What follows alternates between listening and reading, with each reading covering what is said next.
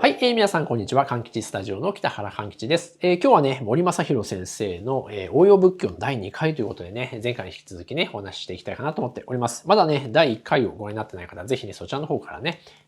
ご覧になっていただけると大変嬉しいんですけども、私の仏教の師匠でありますですね、森正弘先生なんですけども、残念なことにですね、今年に入って2025年のですね、1月にですね、お亡くなりになったということなんですね。で、いわば追悼特集といったような形でですね、このチャンネルでね、森正弘先生がですね、人生をかけてね、研究されたですね、この仏教の深遠な支援な世界をですね、少しでもね、お伝えできればと思ってですね、今後も含めてね、シリーズ化していく予定なんですけども、そういったですね、森正弘先生のいわゆる応用仏教のですね、一旦をですね、お伝えしたいと思っております。ぜひご覧いただければと思います。はい。さあ、それで今日はね、第2回ということになるんですけども、キーワードはですね、転じるというね、ちょっとお話を少ししていきたいと思っております。で、その本題に入る前にですね、ちょっと森正弘先生のね、笑顔についてなんですけども、森正弘先生はいつもですね、なんていうのかな、もう子供のように無邪気にね、ニコニコニコニコしたですね、笑顔でいらっしゃったんですね。でそのね、本当に屈託のない笑顔はですね、周りのいる人たちもみんなね、なんか不思議なね、楽しい空間、ポジティブなね、気持ちにさせていただけるんですけども、で最晩年もね、そういう笑顔をね、ずっとされていて、いわゆる遺影ですね、亡くなられた時の写真の遺影もですね、本当に素敵な笑顔でですね、写ってらっしゃったんですね。ちょっとこういうね、動画で出すのも不謹慎なのかもしれませんけど、ちょっとね、ただ森正弘先生はすごくね、広大無辺なね、優しい、広いね、心の持ち主の方だったので、きっと許していただけるかなと思ってですね、ちょっとね、ここでも紹介させていただくんですけども、こんな風にですね、大変ね、お酒も好きな方だったのでね、こうやってね、お酒でね、片手にね、乾杯してる感じなんですけどもね、本当に素晴らしいね、笑顔でね、いつもね、ニコニコされて、周りの人をね、ただいるだけでハッピーにしてくれるよね、そんな笑顔の方だったんですね。で、実はそういったですね、笑顔、表情とこの仏教の世界っていうのはですね、非常に関係があるっていうふうにもですね、森正弘先生から、習ったんです。ちょっとね、今日はその辺のお話をね、少ししたいんですけども、仏教にですね、日常的に触れて勉強して、そして修行しているとですね、ある段階になるとですね、別に何か嬉しいことや楽しいことがなくてもですね、自然に心の底からですね、いわゆる喜びの気持ちがね、込み上げてくる。そういうね、修行の段階があるんですね。それをですね、観義寺と呼びます。実はですね、このね、チャンネルの、タイトルというか、ネーミングにもなっているこの勘吉スタジオというのはですね、実はこの観義寺というですね、仏教の修行段階からね、取ったものなんですね。正式に言うと、この観義寺ってちょっと発音をね、濁音でね、濁らすんですけども、私はちょっとあえて、この勘吉というね、ちょっと発音というか言い方でね、しているんですけども、この観義寺というのはですね、仏教のね、50数段階あるね、修行段階のですね、ある部分を指すんですけども、この段階に達すると、ある種の悟りの段階に達して、ここから先はですね、何を見ても、何に触れても、何を聞いてもですね、常に前向きな、ポジティブな、楽しい気持ちで、自分の心がね、包まれるっていうね、そういう段階になるんですね。なのでね、ある種のですね、本当悟りのですね、段階的には悟りの中でもまだ初段階に位置するらしくて、まだその上にね、段階があって、最終的にはね、法雲寺っていうね、究極の悟りの段階がね、あるなんて言われてるんですけども、その段階をね、どうやって区別したのかなっていうのをね、私は実は、不思議に思っているところもあるんですけども、それはさておきね、そのね、観義寺というね、修行段階、そういったね、心の底からね、いつも歓喜の気持ちがね、湧いてくるっていう、そういう段階なんですね。で、森正弘先生はね、まさにね、そういう気持ちは常にあったんじゃないのかなと思うんです。それはこれまでのね、培ってきた当然ロボット工学というね、壮大なね、森正弘先生が進めてこられたものづくりを通してね、得たものも当然大きいでしょうし、同時にね、この仏教を触れることで、そういったね、何を見てもね、前向きになれる仏教的なね、境地にもいらっしゃったんだと思うんです。そんなね、笑顔ということなんですけども、私はね、実はそういうね、何を見ても楽しい、嬉しい、前向きになれるって素晴らしい人生だと思いませんか？普通の人はね、何かを得たり、何かね、プレゼントをもらったりとか、ね、なんか給料がね、増えたりとかね、あるいは何かこう、資格を取ったりね、なんか名誉の賞を手に入れた。そういう時は当然嬉しいかもしれませんけども、まあ、かといってね、何もない時にはなかなかね、嬉しい気持ちになるというのはね、難しい話ですよね。むしろ何かを得た時は良くても、ね、お金がなんかもらえた時は良くてもね、またそのすぐ次の瞬間、ね、あるいは1日2日経ってしまうとですね、またなんかね、こう欲が出てきてね、もっと欲しいなんて気持ちになるかもしれませんよね。なんかいい車を買ってもね、最初のね、1週間とかね、1ヶ月ぐらい楽しいかもしれませんけど、ちょっと時間が経つとね、別に当たり前で何でもなくなってしまうっていうね、経験がね、誰にもあるんじゃないかなと思うんです。で、私もね、そういう、なんていうのかな、打算的と言いますかね、こう、瞬間的なね、喜びっていうのはですね、そんなに実は興味なくて、むしろこのね、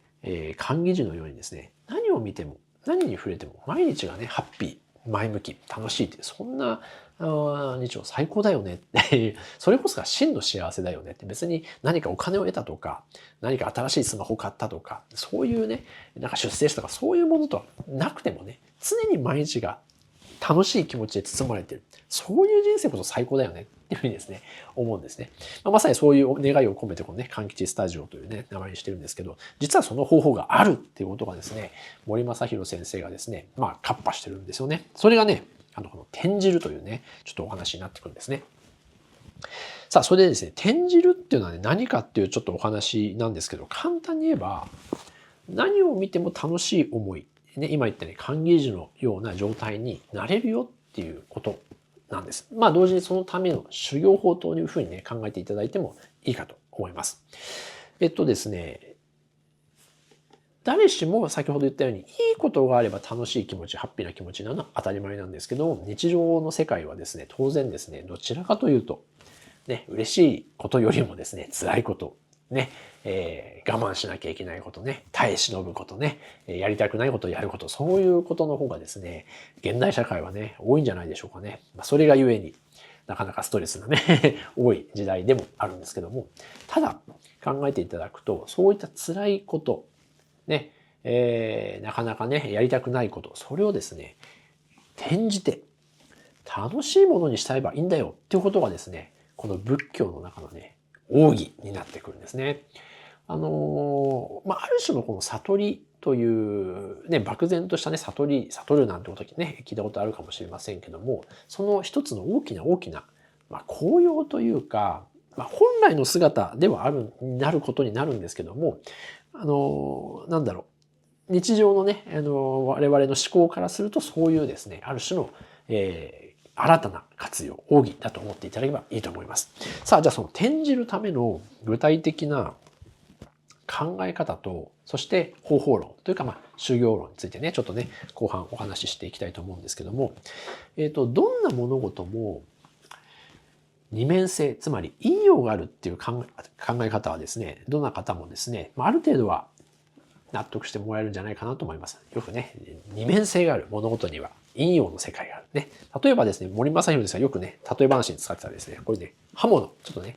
今日はこのカッターナイフをね、ちょっとね、持ってきましたけどね、ちょっとこれを例えにね、お話ししていきたいと思っております。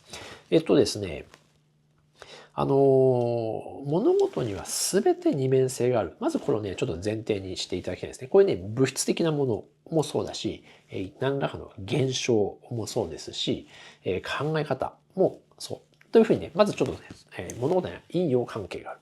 る。ちょうどね、このチャンネルでメインでお伝えしている気候法なんかこのね、陰陽世界をね、とても大切に考え方としては持ってるんですけども、この仏教世界もね、そのね、相反するものに関するね、ものをね、すごくね、大切にするんですよね。それでちょっとね、先に一例をね、森正弘先生もよく使われたこのね、刃物を使ったね、例をですね、お見せしたいんですけども、当然ですね、こう刃物っていうのは何かこうね、切るためのね、ものですね。こう紙をなんか切るとかね。包丁だったら料理するとかね。なんですけども、当然ですね、見ていただくと、刃の部分はね、切れるわけですよね。ところが、どうしてこの刃物を使って切れるかっていうと、この持つところが安全に作られてるからですよね。このね、持つところがね。ここも切れちゃったらね、当然実際には使えないですよね。これ全部がね、刃で、そうしたらこう持った瞬間に手切れちゃいますからね。ここはだから、一言で言えば安全に切れないようにできている。ということで、こういうね、カッターナイフを見ていただくとわかると思うんですけど、当然ね、切れるというね、用の部分と、このね、安全に持つから切れないという部分、陰の部分が、二つが一つになって、だからそれで一つのね、切るという大きなね、ものをね、機能をね、果たすことができるっていうふうにね、森見先生はよくね、説明するんですよね。当たり前と言われればその通り当たり前かもしれませんけども、でもこれはね、考えていくとね、いろんなものがあってね、別にこういうカッターじゃなくても、例えばお鍋ね、こうなんか料理するお鍋、フライパンでもいいですね、フライパンでね。フライパンは当然、温めるね、何か料理するためにね、こう炒めたりね、するものですけども、あれで熱を加えてね、料理することができるのは、この持つね、取っ手の部分が熱くないからですよね。熱くないからそのフライパンを持って何か野菜を炒めたりね、お肉を焼いたりするっていう熱を加えることができる。だから熱を加えられる部分と絶対に熱くならない熱を加えられない部分が陰陽が2つになって1つになっているのがフライパン。調理器具とかね、そうかもしれませんね。他にもね、よく森先生はですね、車のね、アクセルとブレーキの話なんかもよくされてですね、アクセルとブレーキ、ね、車がどちらが大事か、言ってしまえばどちらで車を走るのかって話なんですね。これはね、森正弘先生が、その昔ね、いわゆるホンダ自動車、ね、ホンダ技研のね、創始者である本田宗一郎さんですね、偉大なね、大社長ですけどもね、に言われたことらしいんですけども、なんか、その本田社長にですね、森くん、車はアクセルで動くのか、ブレーキで動くのかって聞かれた時にですね、森先生はですね、アクセルですって言ったらしいんですよね。そしたらね、本田社長がね、じゃあそこの車のね、ブレーキを外してやるからそれで走ってこいって言われて、それじゃ走れないって気づいたのが、森先生だということで、ちょっと言い方を変えると、わかりやすく言うとですね、簡単にブレーキを外された車は危なすぎて走れないってことなんですよね。だからどうしてもね、一般的に我々は車を走らせるためにアクセルでしょってなんか短絡的に考えてしまうんですけども、実は車をね、楽しく安全に走らせることができるのは、ブレーキがしっかりと機能としてあるから初めて走れるんだということになるわけですね。そういう意味でですね、物事はですね、必ずこう因用関係で一つのものを成立していて、それがゆえに何か一つの機能を実現することができる。まずね、ここはね、とても大切な考え方なんですね。なので、物事は二面性がどんなものにでもある。ということで、ちょっとね、考えておいていただきたいんですね。ちょっとね、他にもね、例を言うとですね、例えばね、滑るっていうね、例えばオイルとか、なんか油を差すっていうね、オイル。考え方によってはこれは滑ったら危ない。床にそんなオイルが巻かれてたら危ないですよね。当然ね。危ないんだけども、でも、そういう滑るという現象は、例えばね、何かこう、潤滑させるね、機械をね、こう、滞りなく動かすためのね、潤滑剤とかね、なんかドアのね、こう、蝶番の部分なんかね、そうやって滑るからね、綺麗に動くわけですよね。車のスライドドアだってそうですよね。だから、滑るという一つの現象も、考え方によっては危ないという考えもあるし、便利という考え方もあるんですよね。もうちょっと言ってしまうと森先生のこれもね、例えですけど、爆発という現象がありますけども、爆発も考えてみれば、当然爆発して事故として爆発ね、してしまうという危険という考え方もあるし、爆発することによって実は、例えば車のエンジンなんかはですね、動くことができるわけですよね。なので、一つの現象だけ見てもそれがいいか悪いかっていうのはね、また別問題で、それをどう活用するかに引用関係があるっていう話になります。さあ、ここでね、とっても大切なのがですね、この引用は活用です。ね、今の爆発で言えば片方はね、なんかその事故の爆発ですけども、片方はエンジンの機能としての爆発なので、運転でなりますよね。だけど、もともとはこの爆発というですね、ただ一個のね、ものに過ぎない。で、活用以前のですね、その本質性を言ってるものをですね、この向きって言います。向き。ちょっともう一回ね、このね、ナイフというかね、このカッターで言いますけども、切るっていうね、用途が用途考えたときに、ここに持つためにこう切れないというね、用途も同時にドッキングしているので、陰陽の関係なんですけども、これを冷静に考えていくと、これ自体、特にこの刃自体はただの金属の板に過ぎない。金属の板に過ぎない。この部分をね、無機って言います。無機。無機というのはね、その何か活用になる前の本質の部分。本質の部分。ここをね、押さえておくことはね、とても大切で、無機というのは、何もない、なしに、記録の機ということなんですけど、意味を貼り付ける前の姿って言い方になりますかね。それを何かに活用する、人間が何かにすることによって初めて活用が生まれてくるってね、そんな風にね、まず考えていただければいいかなと思います。さあ、それでですね、実はこの無機だから何と言われるとですね、困るんですけど、非常に大事なところになるんですけど、先ほどのね、転じるというね、話にちょっと戻したいと思いますね。今日の話は、とにかくですね、マイナスなこととか嫌なこととかを、どうやったらね、楽しく、ね、ポジティブに考えられるのか。これができればですね、何を見ても、何を味わっても、何を感じても、何を聞いてもですね、楽しくなりますので、その転じるためのですね、奥義なんですね。物事は今言ったように二面性があるっていうふうにお伝えしました。例えばこれが、これは刃物なので、使い方によっては非常に便利ですよね。何か工作したりとか、あるいはね、包丁だったら食べ物をね、切って料理したりとか。でもこれを当然、良くない使い方をすれば人を傷つけたりね、非常に殺傷することもできてしまうということで、非常に危険なもの。ですので、使い方によっては、それはハッピーにもなるし、逆にね、極めて、マイナスな、ね、嫌なことにもなるっていうことなんです。で、先ほども言ったように、そのマイナスなものをプラスに転じることができれば、というよりも、それをできればハッピーですよね。ハッピーだし、それをしたい。でも、いきなり、そのマイナスなものをハッピーにできないので、一回無機にするんですね。無機。さっき言ったように、何も意味のないものに一回思考として、落とす。そしてそれを何に活用できるかなっていうふうにですね、考える。ここがね、このプロセスが大切なんですね。もう一回言いますよ。どんな物事も使い方によってはハッピーにもなるし、ネガティブにもなるわけですね。でも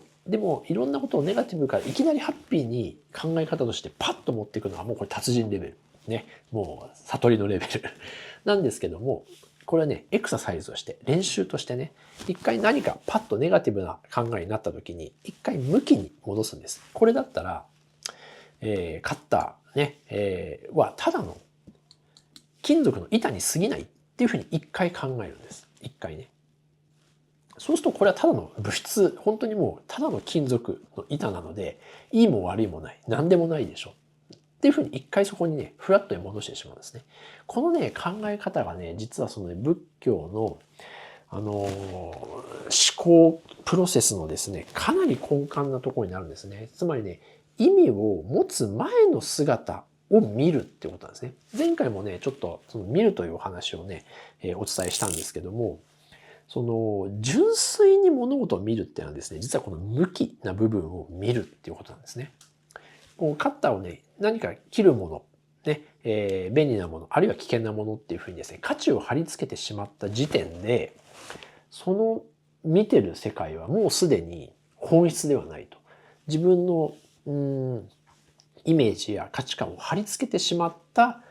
こういうカッターというものになるんですね。ちょっと昔、カッターとかその刃物で危険な事件があった学校とか小学校だったかな中学校だったかななんかで危険なね事故があってそれ以来ねカッターは危ないものをね使わしちゃダメだっていうふうにですね、そういうお達しがですね学校教育でもあった時代があったんですね。今なんかねもうね刃物はねもう危険だから基本的に使わせないっていうね学校はね特に小学校段階とかね、はどんどん多くなってんじゃないのかな。実際にね、授業でも使いたくない先生もね、多いかもしれません。怪我されたら嫌だからっていうね。でも、よく考えていくと、これはただの金属の板に過ぎないっていうね、このね、無機性をね、捉える。そういう思考回路をね、まずね、養うんですね。さあ、ちょっとそこでね、もう一回ちょっと森正弘先生のね、例え話をね、ちょっとご紹介したいんですけどもね、昔なんかね、説教強盗っていうね、事件というかね、あったらしいんですよ。簡単には泥棒なんですけどもね。で、人のね、民家に忍び込んで、でいろいろ物を取っていっちゃうんですけども、この泥棒は不思議なことにですね、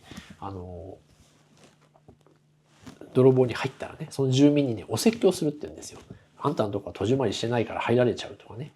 この裏口がこんな、ね、人目がなくて、ね、こんなとこ危ないよとかね、ここ戸締まりできてないじゃないかってね、なんかね、わざわざですね、強盗に入っているにもかかわらずね、そのね、入った住民にね、お説教するというね、そういう不思議な強盗だったらしいんですよね。それがね、そんな一風変わった強盗なので、話題になったと。一時ね、マスコミといいますかね。でもそれがね、いろいろあって、結局その強盗は逮捕され、捕まるんですけども、逮捕された後は今度不思議なことにね、その強盗をやめて、その防犯対策のための、社会貢献活動をするっていうふうに、不思議なね、職業に変わるんですよね。例えば警察に要請されてね、この防犯、つまり簡単に防犯を破るプロだったわけですよね、その説教強盗ねっていうのはね。なので逆に言えば普通の人は気づかない。警察すら気づかない防犯の隙みたいなものを当然知っていて、だからね、逮捕されて捕まってね、その後、出て社会復帰した後はですね、むしろ自分の知識を、その防犯に関するね、知識をですね、プラスな方に転じてね、社会貢献したっていうね、これ、不思議な、この説教強盗というね、お話があるんです。で、ここで森正弘先生がおっしゃるのは、確かに以前は強盗だったわけですよね。簡単に言えば悪人、犯罪者なわけなんですよね。でも、その逮捕後はですね、むしろその知識を使って、社会貢献に使った。同じ人間で持ってる能力は防犯に関する知識なわけです。そこで先ほどの向きと引用関係の話をちょっと照らし合わせると、向きの部分はこの防犯に関する知識なんですよ。ちゃんと戸締まりできてるかね、ここに番犬置いた方がいいぞとかね、ここになんか監視カメラつけた方がいいぞみたいな、その防犯なんですね。でもその知識を悪用すれば、いわゆるそういうね、空き巣とか強盗になってしまうし、逆にプラスの考え方にすれば、そういうね、社会貢献できるね、防犯をね、より強化してね、いろんな人に広くね、危険性を知ってもらうための、そういうね、社会貢献ができる。たった一つの同じ防犯に関する知識で、陽にも陰にもなるっていうことなんですね。これがね、森先生がね、よくね、これもおっしゃってる、二面性、説教強盗のね、例えなんですけども、ここでとにかくね、先ほども言いましたけど、ここで注目してほしいのは、どちらも真なる能力は、真なる能力が根幹になっているものは、防犯知識なんですよ。防犯の知識。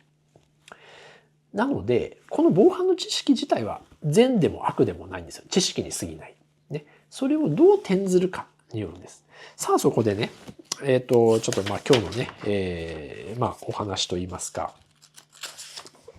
まとめになっていくんですけども、どんなものも無気にしてしまえば、完全中立、そして価値とか、善悪のないものに、ね、戻すことができるんです。これはね、あらゆるものがそう。例えば、こういうペンなんかもあるんだけども、当然ね、文字を書くっていうふうになりますけど、考え方によっては、これは汚すという現象でもあるんですよね。なんか紙に何かを書く。ね、これ万年筆ですけどもね。書くということは同時に、汚すという考え方でもあるわけですね。真っ白な紙に何か書くわけですから。なので、これもね、二面性がある。でも、やってることはただ紙にインクを置いてるだけなんですね。プラスに活用すれば何かメモすることができますし、マイナスの考え方で汚すことができる。そういうふうにね、延長していくとね、非常に面白いものが、考え方ができてですね、作ると壊すは実はイコールだったりするんですね。一見作るっていうと、何か組み立ててね、ちゃんとしたものになる。ね、あるいは壊すっていうと、ね、バラバラにするっていうイメージがあるんですけども、これもある視点からすれば、ある人にとっては、ね、その作るということが非常に意味のあることかもしれませんけども、逆のね、例えば分子原子の世界から考えられたらですね、本来安定している鉄鉱石をね、わざわざ生成されて鉄というね、本来自然界にはないものにね、変えてね、さらにそれを刻まれてで、例えばなんかパソコンとかね、なんかね、できるわけですけど、それは自然界から見たら逆に壊されてるかもしれないんですよね。なので、見方によっては、本来作ってね、何かこう、形にできたものっていうのは、ある視点から見ると、ぶっ壊されてる可能性もあるんです。そうすると、壊すということは、見方によっては自然の姿に戻してるっていう言い方もあるんです。そんな風にですね、物事の考え方を、からくりをずっと広げて考えて、一回向きにして考えていくと、陰と陽の関係っていうのは見方によって全然変わる。つまり転じることができるんですね。今までマイナスだと思っていたんだけども、それを向きとして考えて、で、それを何らかに善用することでプラスにしていく。だからね、考え方ってこのね、例えば正義感とかこういうのもね、実はね、非常に危ない可能性があるんですよ。正義感っていうのも、一歩間違えると、もちろんね、本来は平和のためにね、人のために、ね、誰かのためにやってる平和っていう正義感っていう、正義感自体は無きなんだけども、使い方によっては、その正義感があるがゆえの戦いとかね、喧嘩、場合によっては戦争になってしまう可能性もあるんです。なので、物事はですね、一つの向きから陰と陽に転じてるという考えが、このね、仏教のね、非常に核となるところにあるんです。さあ、それでね、なのでここまで来たらね、なんとなくね、お察しかもしれませんけど、どちらの面もあるということなので、言い方を変えると、いい面に転じることができるっていう発想になるんですよ。これが、まさに今日のね、核心になるんですけども、物事を何か見たとき、最初にね、最初に冒頭にお伝えしたように嫌なものを、自分にとって嫌なものを見たときね、あるいはマイナスなものに感じたときね、でもそれを冷静に何かの対象物に対して一回向きにするんです。この現象の本質は何だっていう向きの部分を取り出して考えてみる。そして、じゃあそれをどう転ずればハッピーになるかなっていうふうにですね、考えてください。こういうね、思考のプロセスをね、日常的に持つんです。日常的に。そうするとですね、実は先ほど言ったように、一見嫌だというものを一回落ち着いて、嫌だなと思ったとする。ね。でもそれをちょっと一回落ち着いて、その本質の向きとなる要素を一回落ち着いて考えてみる。で、これはこういうところが向きなんだと。じゃあこうすれば良くなる、使えるようになるっていうふうにですね、こういうプロセスをですね、いつもですね、そういうふうに思えるようにですね、癖づけていくんですね。これがね、ある種のね、仏教のね、修行になります。もちろんね、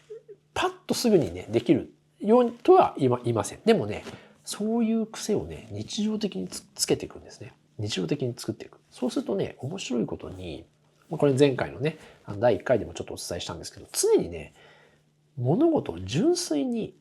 本質を見るっていう癖がついてきます。向きを見る。いきなり自分の何かイメージとか既成概念とかでパッとね、これをね、例えば危ないものっていうふうにね、思ってしまうんではなくて、ただの金属の板だと。まずいきなりそんなふうに見えるようになってくる。で、さらにそれを、じゃあこれをどう使ったらハッピーになるかな。自分もみんなもハッピーになるかなっていうふうにですね、こっち側に考えていくんですね。逆にね、いつも悪いことを考えている人はね、何を見ても悪いことに利用しようというですね、癖がついちゃってるんです。だから、さっきのね、説教強盗じゃないですけど、何を見ても、これならね、盗める、泥棒に入れる、ね、これならうまく誰もバレないようになるってですね、いつも悪いこと考えちゃってる。これね、こっちの方がわかりやすいかな。そういうね、思考の癖なんですよ。人間って思考の癖があって、何を見てもその癖にね、支配されて、いつもそういうふうに考えてしまう。例えば、そのビジネス、なんかね、そういったお金をどうやったら稼ごうって考えている人なんかは、いつも何を見ても、これをどうやったらお金に変えられるかなって多分そういう思考をしてるんですよね。例えば教育者だったら何かこういう道具を見たときに、これを何に使ったら面白い授業にできるかなっていうですね、いつもそういうね、脳のプロセスでいるんですね、思考のプロセスで。仏教のね、核心はね、実はですね、自分の思考プロセスをですね、一回フラットにして、で、ハッピーな、ポジティブな、幸せな状態に持っていく思考のプロセスの癖に変えちゃうっていうね、そういうところがね、ベースに実はね、あったりします。なので、今回ちょっとね、お話ししたんですけども、このね、転ずるというね、理論もう一回言いますけど、物事には全て因用関係でできている。どんなものも。物もそうだし、考え方もそうだし、現象もそうだし、そのね、一回それをイメージではなくて、その本質、向きの部分を掴み取って、そしてそれを自分にとってね、あるいは人にとってプラスに考えるですね、癖をね、いつも身につけておく。そうするとね、何を見ても楽しく、そして前向きになってね、冒頭にお伝えしたようにね、森正弘先生のように、いつもね、笑顔で、ハッピーでね、そういったね、心持ちになれるというのがね、一応今日第2回のね、お話になります。このね、向きと引用のこの3つのね、関係のことをですね、森正弘先生はね、三章の理というふうにですね、お話ししておりますね。まあ、この三章の理の方が、今回のタイトルいいかな。三章ってね、3つの性のね、理、利合の理って書くんですけども、もう本質的に物事っていうのは、実はね、陰陽なんだけど、もう一つ、向きというですね、3つのね、こういう関係でできていて、このね、全体像を知ることで、物事の本質がわかるよっていうふうにね、言ってます。これはね、三章の理ということで、森先生がおっしゃるにはですね、これはね、西洋の哲学では見つけられなかった部分だって言ってますね。この向きという部分はね、いろんな大哲学者たちがね、西洋にもいますけども、ただこのね、向きの思想っていうのは、どうも西洋にはないっていうふうにね、おっしゃられて、私もね、まだまだ研究不足なので西洋にそういうのが本当にないのかちょっとわからないんですけども、森先生のお話を聞くとですね、このね、向きというね、全く、陰陽活用を考えないで本質だけを取り除いた、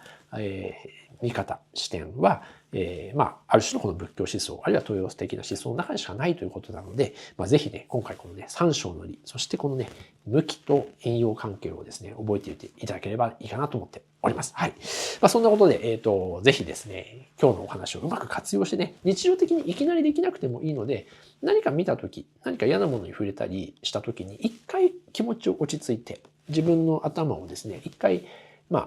クールにリセットしてですね、その向き性を見る。冷静に本質だけを見る。そして、いやいや、これをうまく使えば自分のためになるなとか、ね、一見嫌なことを言われた。ね、でも一回それをパッと反応せずに落ち着いて、いやでもこう考えれば自分のためになるな。そういうふうにですね、うまく転じてください。そうすると、それがいつの間にか日常的に癖になって、何を見ても前向きポジティブな考え方になります。はい。ということでね、今日はね、森正弘先生の応用仏教の第2回ということでね、ちょっと転じるのお話をさせていただきました。また次回ね、第3回でね、また引き続き森正弘先生のね、膨大な教えのね、またご紹介したいと思いますので、ぜひ引き続きご覧ください。はい。ではまた次回の動画でお会いいたしましょう。本日はご視聴ありがとうございました。はい、さよなら。